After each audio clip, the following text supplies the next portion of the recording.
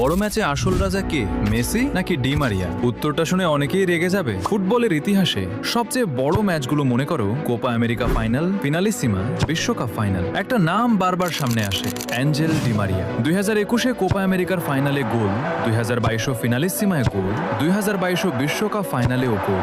বড় ম্যাচ মানেই ডি মারিয়ার জাদু। কিন্তু এই ম্যাচগুলোতে মেসিও ছিলেন অনবদ্য। তিনি পুরো দলকে নেতৃত্ব দিয়েছেন, সুযোগ তৈরি করেছেন, চাপ সামলেছেন। তাহলে প্রশ্ন হলো, আসল বড় ম্যাচ প্লেয়ার কে, মেসি নাকি ফাইনালের স্পেশালিস্ট ডি মারিয়া? কমেন্টে শুধু একটা নাম লিখো, মেসি অথবা ডি মারিয়া। দেখি কার ফ্যান বেশি।